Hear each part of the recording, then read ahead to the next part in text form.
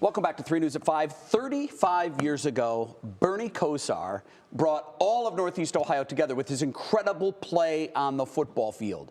Today, he's galvanized the area once again, this time as he's been in the fight of his life. Yeah, and as Browns fans far and wide have expressed their support and love during this challenging time, our Mike-Polk-Jr. shares why so many care so deeply, not just for the wins on the field, but for the kind of person he has always been off the field.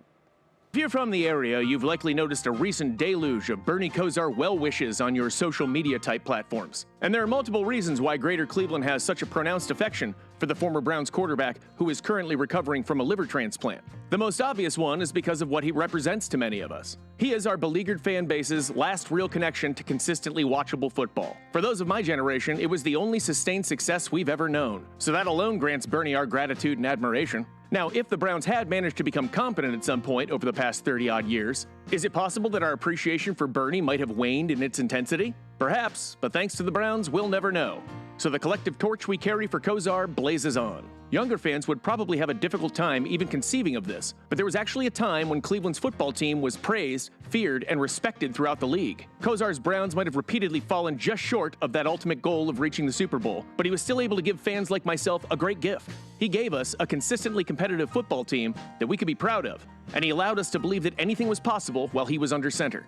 To fans from my generation, Bernie Kosar wasn't a Brown, he was the Brown. And for many of us Northeast Ohio kids, our first genuine sports hero. And I know that I'm not alone here. Just ask the Kelsey brothers, who dressed up like him for Halloween one year. They didn't even want to be different Browns players. When I was a kid, my dad managed to con us into some dinner event that allowed me the opportunity to meet Bernie in person. I tried to look as cool as I could for the photo by wearing my best Bugle Boy sweater, with mixed results, but it was one of those moments that I'll never forget, because Bernie shook my hand. What always stood out, beyond his skills on the field, was that Bernie was just a genuinely good guy. Someone who would take a few extra minutes to sign an autograph, pose for a photo, or make a kid's day without any fuss. He never treats fans like they're an obligation, but part of his team. You can imagine my thrill when, years later, Bernie agreed to get together with me and my dad to reenact that photo from many years ago, for a story I did right here on Channel 3. Bernie agreed to do it because he's a good sport who doesn't take himself too seriously. Which brings us to the other reason that Cleveland digs Bernie Kosar so much. He's one of us. Literally, of course, he's from Northeast Ohio and has remained an active part of our Greater Cleveland community since his playing days ended.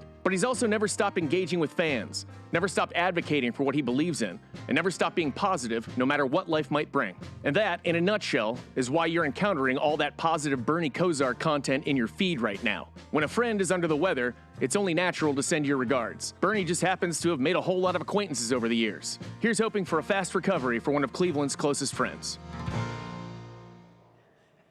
We look exactly the same. And I do want to give a shout out to Jay there because you notice he was in that as well. Man in background. The He played the shoulder of the kid from my youth. One of the thrills of my career. You know what? I'm sure you think of that day the same way I do.